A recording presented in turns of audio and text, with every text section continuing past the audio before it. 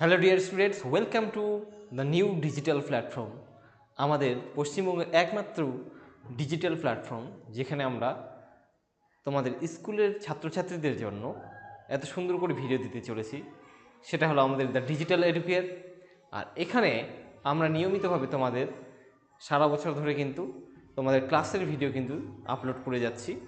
সময় এসে গেছে, পরীক্ষা খুব সামনেই। এখন সময় এসে গেছে গুরুত্বপূর্ণ জায়গাগুলোকে আলোচনা করা, যে জায়গাগুলো থেকে পরীক্ষায় প্রশ্ন আসবে, যে জায়গাগুলো থেকে তোমাদের পড়ে যেতেই হবে, সেই জায়গাগুলো। আজকে তোমাদের উচ্চ মাধ্যমিকে ভূগোল বিষয়ের যে গুরুত্বপূর্ণ একটা অধ্যায়, আঞ্চলিক অর্থনৈতিক উন্নয়ন, সেই অধ্যায়টা আমরা অলরেডি শুরু করেছিলাম। সেই অধ্যায়েরই একটি গুরুত্বপূর্ণ পার্ট, এবং পরপর অনেক এখানে আরও 4টা পার্ট আসবে। সেই অধ্যায়ের গুরুত্বপূর্ণ পার্ট হলো ছত্তিশগড়। ঠিক আছে, শেষ অধ্যায় যেটা তোমাদের ছত্তিশগড় থেকে কিন্তু প্রশ্ন হবেই। এই আঞ্চলিক অর্থনৈতিক উন্নয়ন চ্যাপ্টার থেকে 7 নম্বরের প্রশ্ন টোটালি তোমাদের এখানে আসবে। ঠিক আছে, তো সেই জন্য খুব গুরুত্বপূর্ণ চ্যাপ্টারটা।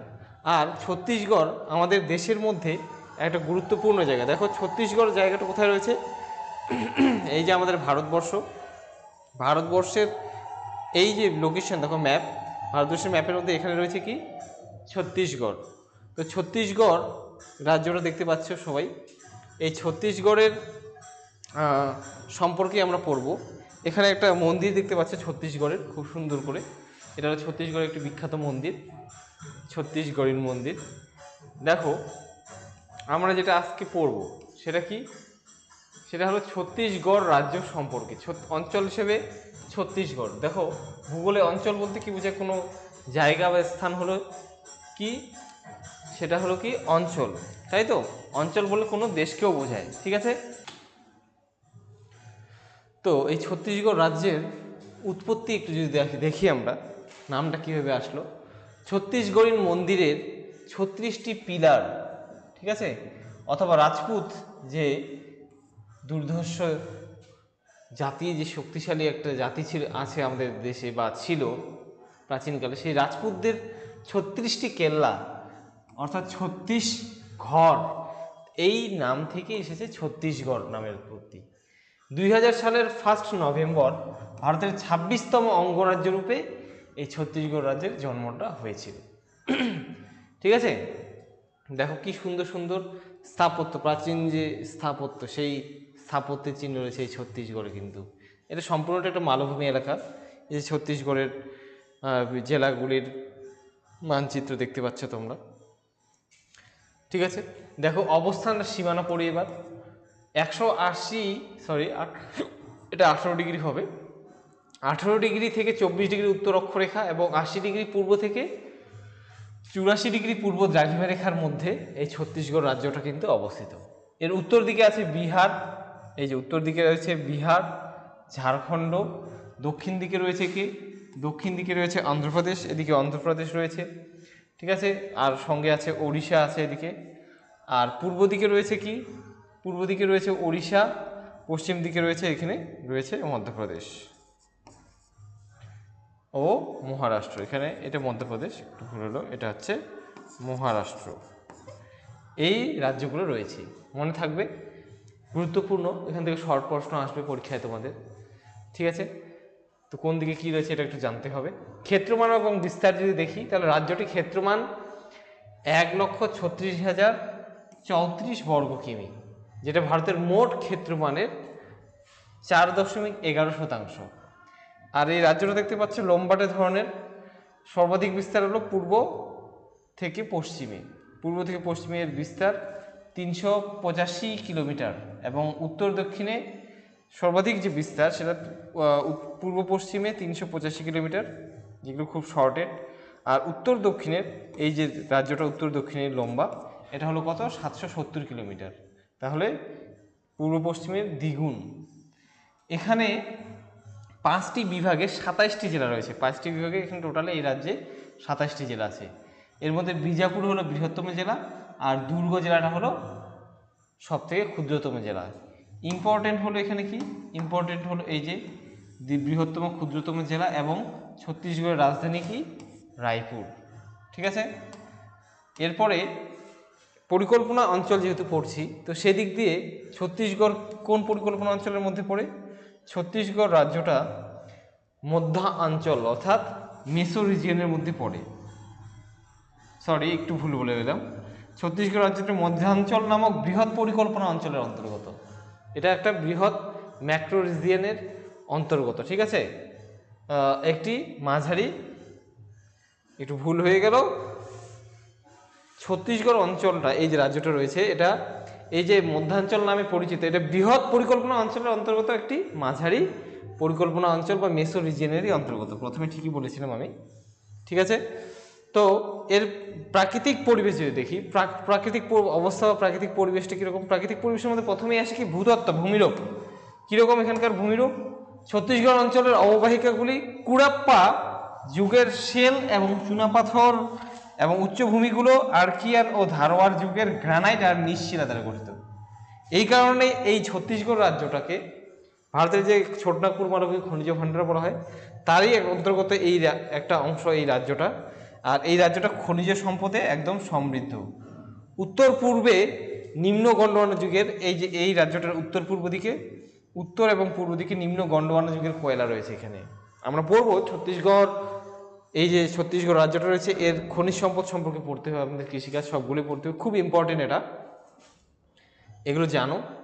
আর ভূগোল নিয়ে যখন তোমরা আরও পড়বে, নেক্সট যে আলোচনাগুলো হবে পরে, সেগুলোতে আমরা কিছু ইন্টারেস্টিং জিনিস আমি এই চ্যানেলের মাধ্যমে কিছু বলবো, যেগুলো সবার জানা প্রয়োজন। সেখানে কুডাপ্পা, আর্কিয়ান, এই যে জিওলজিক্যাল যে টাইমে ভারতের যে বিভিন্ন স্থানে যে শিলাগুলো আছে, সেই শিলাগুলো নিয়ে আমি পড়াবো, সবার জন্যই ওটা থাকবে। তো এখন যেহেতু পরীক্ষা চলে এসছে, গুরুত্বপূর্ণ জায়গাগুলোই পড়াতে হবে, তোমাদেরও পরীক্ষায় আগে রেজাল্টটা ভালো করতে হবে, সময় চলে আসছে।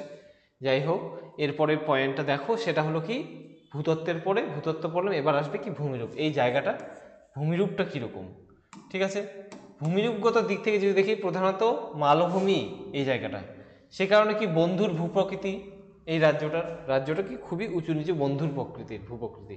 দেখো এখানে ছবিতে দেখা যাচ্ছে যে খয়েরি লাল রঙে দেখতে পাচ্ছ জায়গাগুলো, সেগুলো সবগুলোই হলো কি? এগুলো মালভূমি, কিন্তু উঁচু পাহাড় রয়েছে ছত্তিশগড়েও, ঠিক আছে। সেই জন্য ছত্তিশগড়কে ভূপ্রাকৃতিক দিক থেকে যদি আমরা ভাগ করি, তাহলে দুটো ভাগে ভাগ করতে পারি। একটা হলো উচ্চ মহানদী বা ছত্তিশগড় সমভূমি, আর একটা ব্যবচ্ছিন্ন মালভূমি। তো উচ্চ মহানদী বা ছত্তিশগড় সমভূমি বলতে কি বোঝাচ্ছে? রাজ্যের মধ্যভাগে এই উন্মুক্ত অববাহিকাটা 250 থেকে 300 মিটার উঁচু এবং পশ্চিম থেকে পূর্ব দিকে ঢালু, পূর্ব উপকূলের দিকে অবশ্যই ঢালু এই জায়গাগুলো, সম্পূর্ণ জায়গাগুলোই, কারণ পূর্ব উপকূল পাশে এখানে রয়েছে বঙ্গোপসাগর। মহানদীর অসংখ্য উৎস থেকে মহানদীর উৎস এবং তার অসংখ্য উপনদী অঞ্চলটিকে ব্যবচ্ছিন্ন করেছে। এই যে দেখতে পাচ্ছ, এটা হলো মহানদী। এই অঞ্চলের মাঝখান দিয়ে, এখান দিয়ে মহানদী প্রবাহিত হয়েছে। এই যে মহানদী আছে এবং তার যে উপনদীগুলো আছে, সেই উপনদীগুলো এখানে এই জায়গাটাকে ব্যবচ্ছিন্ন করেছে, ঠিক আছে। আর এটি রায়পুরের দুর্গ, বিলাসপুর আর রায়গড় সমভূমিতে বিভক্ত। এটি রায়পুর দুর্গ, বিলাসপুর আর রায়গড় সমভূমিতে বিভক্ত এই সমভূমিটা। এবার ব্যবচ্ছিন্ন মালভূমি বলতে কি বলছে এখানে? রাজ্যের প্রান্তভাগে উঁচু খাড়া ঢালু এবং বন্ধুর মালভূমি রয়েছে। দেখো, পূর্ব প্রান্তেও রয়েছে, উত্তর প্রান্তেও রয়েছে, উত্তর পূর্ব প্রান্তে এবং দক্ষিণ পশ্চিম প্রান্তেও রয়েছে। এবং পাহাড় সমভূমি থেকে হঠাৎ করে উত্থিত হয়ে রিমল্যান্ড গঠন করেছে এখানে। পশ্চিম দিকে মৈকাল পর্বতশ্রেণী রয়েছে, এখানে 700 থেকে 900 মিটার উচ্চতা রয়েছে। এবং দক্ষিণ পূর্বে বাস্তার উড়িষ্যা মালভূমিতে 800 থেকে 900 মিটার উচ্চতা রয়েছে। দক্ষিণ পশ্চিমে রয়েছে কি? ডাল্লি রাজহারা পাহাড়, যেটা 150 থেকে 600 মিটার উচ্চতা, ঠিক আছে। পশ্চিম দিকে মৈকাল পর্বত, এই যেটা হচ্ছে মৈকাল পর্বত, ঠিক আছে। দক্ষিণ পূর্বে বাস্তার, যেটা উড়িষ্যার মালভূমি, যেটা 800 থেকে 900 মিটার উঁচু দক্ষিণ পূর্ব দিকে এই জায়গাটা, এটা হচ্ছে মৈকাল পর্বত রয়েছে এখানে, ঠিক আছে। আর দক্ষিণ পশ্চিমে রয়েছে কি? ডাল্লি রাজহারা পাহাড়। নদ নদী যদি দেখি আমরা ছত্তিশগড়ের, তো ছত্তিশগড়ের নদ নদীর মধ্যে রয়েছে কি? প্রধান নদী যদি বলি আমরা, ছত্তিশগড়ের 70% জমি মহানদী আর তার যে উপনদীগুলো আছে, মহানদীর যে উপনদী আছে সেই উপনদী দ্বারা বিধৌত। বৃষ্টির জলে পুষ্ট হওয়ার কারণে মহানদী সিউয়া শ্রেণী থেকে, সিউয়া পর্বত আছে, সেই সিউয়া পর্বত থেকে, যেটা ঝাড়খণ্ডে পড়ে, সেই সিউয়া পর্বত থেকে উৎপন্ন হয়ে উত্তর পূর্ব দিকে 204 কিমি প্রবাহিত হয়েছে। ঠিক আছে, প্রবাহিত হওয়ার পর শিওয়ানাথ উপনদীর সঙ্গে মিলিত হয়েছে, মিলিত হয়ে মহানদী পশ্চিম থেকে পূর্ব দিকে, পশ্চিম থেকে এদিক থেকে পূর্ব দিকে প্রবাহিত হয়েছে। ঠিক আছে, এরপরে রয়েছে কি দক্ষিণের 30% জমি গোদাবরীর উপনদী ইন্দ্রাবতী, নারঙ্গী, কোত্রী, শবরী এই সমস্ত নদী দ্বারা বিধৌত। তো এখন কোথা হলো ছত্তিশগড়ের প্রধান নদী কি? ছত্তিশগড়ের প্রধান নদী হলো ইন্দ্রাবতী। আর এই ইন্দ্রাবতী নদীর উপরে একটা জলপ্রপাত রয়েছে, যেটা হলো কি চিত্রকূট জলপ্রপাত। এই চিত্রকূট জলপ্রপাতকে ভারতের নায়াগ্রা বলা হয়। এত সুন্দর জলপ্রপাত রয়েছে ছত্তিশগড়ে, যেটাকে ভারতের জলপ্রপাত, ভারতের নায়াগ্রা বলা হয়েছে। ঠিক আছে, এই যে জলপ্রপাতের ছবিটা দেখো, চিত্রকূট জলপ্রপাত। ঠিক আছে, এটা ভারতের নায়াগ্রা নামে পরিচিত। কোথায় আছে? ছত্তিশগড়ে ইন্দ্রাবতী নদীর উপরে। আর দেখতে পাচ্ছ এই যে ছত্তিশগড়ে যে ট্রাইবাল রিচুয়াল মন্দির, ঠিক আছে, ছত্তিশগড়ের নৃত্য আছে, ছত্তিশগড়ে একটা ট্র্যাডিশনাল ইন্ডিয়ান ক্লাসিক্যাল ডান্স রয়েছে। এবার দেখো তারপরে রয়েছে কি ছত্তিশগড়ের জলবায়ু সম্পর্কে। ছত্তিশগড় রাজ্যটার জলবায়ু কীরূপ? ছত্তিশগড় রাজ্যটা যে জলবায়ু রয়েছে সেটা কোপেনের মধ্যে AW অর্থাৎ শুষ্ক শীতযুক্ত ক্রান্তীয় সাভানা জলবায়ুর অন্তর্গত পড়ে। ছত্তিশগড় যে জলবায়ুটা সেটা হচ্ছে তোমাদের জলবায়ুর যে শ্রেণীবিভাগ পড়ছে সেখানে কোপেনের মতে এটা AW শ্রেণীর জলবায়ু, যেটা কীরকম ক্রান্তীয় সাভানা প্রকৃতির। বার্ষিক উষ্ণতা কত? 19.8 ডিগ্রি থেকে 34.7 ডিগ্রি সেলসিয়াসের মধ্যে। বর্ষাকালে উত্তর দিকে 120 সেন্টিমিটার বৃষ্টিপাত এবং দক্ষিণ আর পশ্চিম দিকে এই বৃষ্টিপাত বৃদ্ধি পেয়ে 180 সেন্টিমিটার হয়ে থাকে। দেখো সব থেকে বেশি বৃষ্টিপাতটা হচ্ছে কি এই যে উপকূলের দিকে। ঠিক আছে, আর এই যে দূরকুর নামে যে জায়গাটা আছে সেখানে যে রেড সার্কেলটা দেখতে পাচ্ছ, এখানে সব থেকে কম বৃষ্টিপাত। ঠিক আছে, এরপরে কি আছে দেখো, এখানে যে বৃষ্টিপাতটা হয় এটা কি প্রকৃতির? এটা শৈলক্ষেপ প্রকৃতির। সমুদ্র থেকে জলীয় বাষ্প পূর্ণ বাতাস এদিকে চলে আসে, ছত্তিশগড়ের দিকে ঢুকে যায় এবং ছত্তিশগড়ের পাহাড়ে ধাক্কা খেয়ে উপরে উঠে এখানে শৈলক্ষেপ বৃষ্টিপাত ঘটায়। অভ্যন্তরভাগে অবস্থানের জন্য উষ্ণতার দেশের ঠিক মাঝখানে অবস্থিত হওয়ার জন্য দেশের উষ্ণতার পার্থক্য বেশি হয় এবং বৃষ্টিপাতও কম হয়। গ্রীষ্মকালে সমভূমি এলাকা উষ্ণ ও শুষ্ক থাকে এবং মালভূমি অঞ্চল বেশ আরামদায়ক হয়ে ওঠে। সমভূমি নিচু হওয়ার জন্য সেখানে টেম্পারেচার বেড়ে যায়, আর মালভূমি অঞ্চলটা কিছুটা হলে উঁচু হওয়ার জন্য সেখানে জলবায়ু সমভাবাপন্ন হয়। স্বাভাবিক উদ্ভিদ কীরকম? একদা প্রায় সম্পূর্ণ অরণ্যাবৃত ছত্তিশগড় যে রাজ্যটা রয়েছে সেটি কৃষি, খনিজ ও শিল্পের জন্য বহু অরণ্য আজ নিশ্চিহ্ন। যেটা ছত্তিশগড় রাজ্যটা দেখছো এটা সম্পূর্ণটাই অরণ্যে আবৃত রয়েছে। ছত্তিশগড় সম্পর্কে একটা কথা বলে দিই, ছত্তিশগড়ে কিন্তু অনেক মাওবাদী রয়েছে যারা হচ্ছে অ্যান্টি ন্যাশনালিজম কাজ করে। এদের বিরুদ্ধে কিন্তু অনেক অপারেশন এখানে চলে, কারণ ট্রাইবাল এরিয়া এদের অনেক অনুন্নত রয়েছে জায়গাটা। আর এই অনুন্নত থাকার জন্যই কিন্তু আজকে তোমাদের আঞ্চলিক অর্থনৈতিক উন্নয়ন যে চ্যাপ্টারটা রয়েছে সেখানে কিন্তু স্থান পেয়েছে। যে ছত্তিশগড় একটা অনুন্নত মালভূমি এলাকা, সেই মালভূমি এলাকার উন্নতির জন্য সরকার কি করছে, ছত্তিশগড়ে কি সম্পদ রয়েছে, ঠিক আছে, এটাই হচ্ছে এখানকার পড়া দেওয়াটার কারণ। এই পড়াটা দেওয়ার কারণ এখানে তো ট্রাইবাল বেশি রয়েছে এখানে, আর তাদের উপর অনেক অত্যাচারও হয়েছে। তো তারা অনেকেই আছে যারা কি আমাদের ভারত সরকার বিদ্বেষী। ঠিক আছে, যাকে সেটা অন্য ব্যাপারে চলে গেল। বর্তমানে 44% ভূমি ছত্তিশগড়ের বর্তমানে 44% ভূমি অরণ্যাবৃত রয়েছে, আর বাকি সব জায়গাগুলোই খনিজ সম্পদ আহরণের জন্য বা কৃষিকাজের জন্য বা শিল্পের জন্য কেটে পরিষ্কার করা হয়ে গেছে। কেবল প্রান্তভাগে মালভূমি ও পাহাড়ি অঞ্চলের সংকীর্ণ আর্দ্রক্রান্তীয় পর্ণমোচী বনভূমি রয়েছে এখানে। আর এই ছত্তিশগড়ের যে বনভূমি রয়েছে সেখানকার প্রধান বৃক্ষ কি? সেখানকার প্রধান বৃক্ষ হলো শাল। ইম্পর্টেন্ট এই জিনিসটা, যে ছত্তিশগড় রাজ্যের প্রধান বৃক্ষ হলো কি তাহলে? শাল। এছাড়া এখানে কি কি রয়েছে? বিজা শাল, মেহগিনি, তেন্দু, শিশাম, মহুয়া, পলাশ, কুসুম, বাঁশ এই সমস্ত গাছে জন্মায়। আর শাল গাছের বৃহৎ পত্রযুক্ত মিশ্র উন্মুক্ত বনভূমি এখানে অ্যাভেলেবেল সবসময় দেখা যায়। এই ছত্তিশগড় অঞ্চলের মাটি যদি দেখি, মাটি কীরকম, ছত্তিশগড় অঞ্চল প্রধানত 3 রকমের মাটি দেখা যায় এখানে: পলি মাটি, লাল মাটি আর ল্যাটেরাইট মাটি। মহানদী আর তার যে উপনদী আছে, সেই উপনদী আর মহানদী এবং তার উপনদীর যে প্লাবনভূমি রয়েছে সেখানে উর্বর পলি মাটি দেখা যায়, আর সেটা খুব কম অঞ্চলেই রয়েছে। লাল আর হলুদ মাটি কোথায় দেখা যায়? বিস্তীর্ণ সমভূমি অঞ্চলে লোহা সমৃদ্ধ যে মাটি দেখা যায় সেটাকে সেটাকে বলা হচ্ছে কি? লাল আর হলুদ মাটি। ঠিক আছে, সমভূমি অঞ্চল বিস্তীর্ণ এলাকা জুড়ে, অর্থাৎ মহানদী আর তার উপনদী যে প্লাবনভূমি আছে সেখান থেকে বাদবাকি জায়গাগুলোতে সমভূমিতে রয়েছে কি? লোহা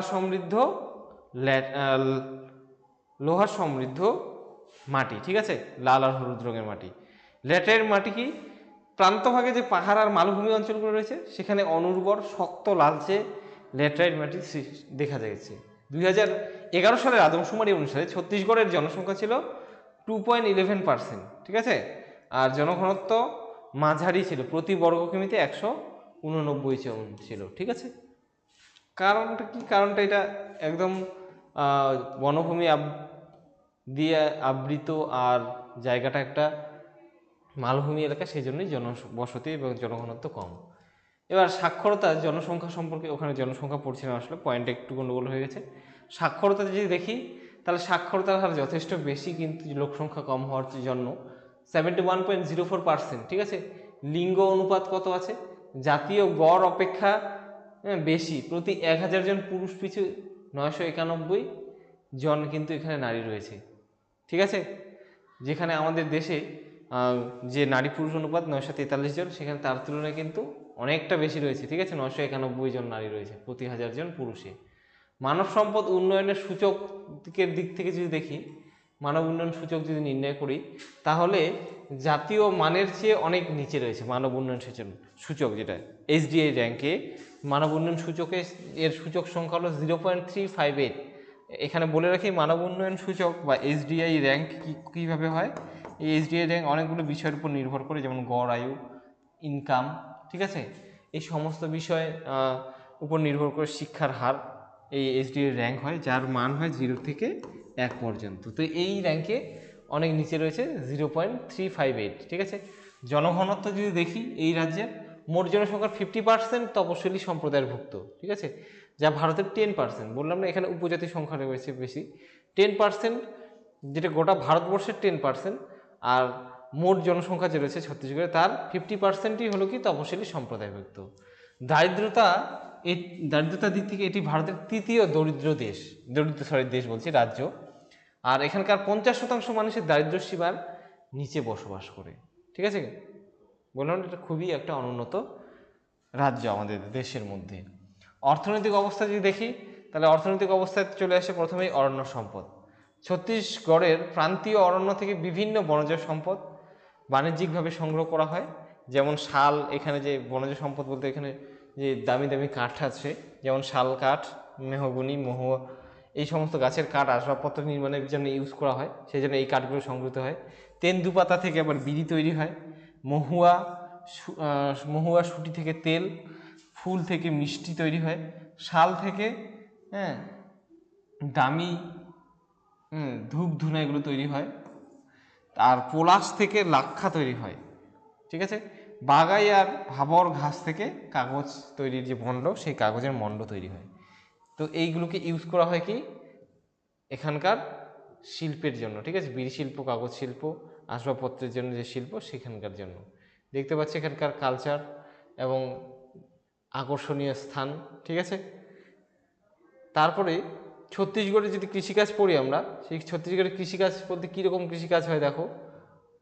ছত্তিশগড় রাজ্যটা যে রয়েছে, এটা একটা কৃষি সমৃদ্ধ রাজ্য। রাজ্যের মোট জনসংখ্যার 80%ই কৃষিকাজের সঙ্গে জড়িত। ঠিক আছে, কৃষিকাজ, এখানে যে কৃষিকাজটা হয় সেটা জীবিকা সত্তাভিত্তিক, অর্থাৎ বেঁচে থাকার জন্য। এখানকার ক্ষেত্রফলের 35% জমিতে কৃষিকাজে ব্যবহৃত হয়। আর মূলত বর্ষাকালে খারিফ শস্যের চাষ হয় এখানে ধান, ভুট্টা, মিলেট, গম, ছোলা, ডাল, তৈলবীজ, এই সমস্ত ফসলের চাষ হয়। ধান, এই ধান হলো এই রাজ্যটির সর্বপ্রধান ফসল। এখানে যে যতগুলো জমি চাষ হয় তার 52% জমিতে ধান চাষ হয়। মহানদী অববাহিকাতে এই যে মহানদীর সমভূমি রয়েছে, যেটা একসময় মধ্যপ্রদেশের ধানের পাত্র, যেটা একসময় অ্যাকচুয়ালি ছত্তিশগড় রাজ্যটা কিন্তু মধ্যপ্রদেশের সঙ্গে ছিল। সেখানে 2000 সালের 1 নভেম্বর কিন্তু ছত্তিশগড় আলাদা রাজ্য হিসেবে আত্মপ্রকাশ করে। তো একসময় এই ছত্তিশগড় রাজ্যটা মধ্যপ্রদেশের ধানের পাত্র বলে পরিচিত ছিল। ঠিক আছে, বাস্তার, দুর্গ, রায়গড়, সরগুজা, কঙ্কর, রাজনন্দনগাঁও, তারপরে দান্তেওয়াড়া, বিলাসপুর, জজঙ্গির জেলাতে ধান উৎপাদন হয়। এবার এছাড়াও ধান ছাড়াও আর কি চাষ হয়? ভুট্টা আর গম। ভুট্টা দেখো সরগুজা, বিলাসপুর, বাস্তার জেলায় ভুট্টা উৎপাদন হয়। ঠিক আছে, আর গম যশপুর, ঠিক আছে, যশপুর, কোরবা, রায়পুর, রাজনন্দনগাঁও, রিয়া, সরগুজা এই সমস্ত জেলায় ছোলা চাষ হয়। এছাড়াও ডাল, তিল, বাদাম, সর্ষে এগুলোও কিন্তু শাকসবজি এর সঙ্গে সঙ্গে চাষ হতে থাকে। ঠিক আছে, তো প্রথম পার্টে তোমরা যেটা দেখলে, প্রথম পার্টে ছিল কি? প্রথম পার্টে ছিল তোমাদের এই যে ছত্তিশগড়ের কৃষিকাজ, এখানকার কালচার, এখানকার ভূপ্রকৃতি পড়লাম আমরা, এখানকার জনসংখ্যা, জনবসতি সম্পর্কে, জনগণের সাক্ষরতা সম্পর্কে, জনগণের যে জনসংখ্যার যে অবস্থা সেটা জানলাম, তার মাটি, স্বাভাবিক উদ্ভিদ আর জলবায়ু পড়লাম। ঠিক আছে, তার সঙ্গে কি এখানকার ভূমিরূপ আর এই ছত্তিশগড় রাজ্যটার সম্পর্কে যে আউটলাইনটা সেটা জেনে নেওয়া গেল। এবার এর পরের পার্টে কিন্তু গুরুত্বপূর্ণ জায়গা, যে জায়গাটা রয়েছে যে ছত্তিশগড়ের খনিজ সম্পদ সম্পর্কে বর্ণনা দাও। বহুবার উচ্চ মাধ্যমিক পরীক্ষা আসছে, খুব ভালো করে মুখস্থ করে যেতে হবে, এবং শুধু মুখস্থ করলেও হবে না, তার সঙ্গে সঙ্গে জানতেও হবে। ঠিক আছে, আগে বুঝে নিতে হবে, তারপরে মুখস্থ করতে হবে, কারণ ঠিক আছে এটা আঞ্চলিক ভূগোল থেকে কোনো অপশন নেই, পড়তেই হবে। তো অবশ্যই শেষ পর্যন্ত দেখার জন্য তোমাদের ধন্যবাদ। চ্যানেলটিকে লাইক, শেয়ার, সাবস্ক্রাইব অবশ্যই করবে। আর সবাইকে বেস্ট অফ লাক, সামনেই তোমাদের টেস্ট পরীক্ষা। Thank you.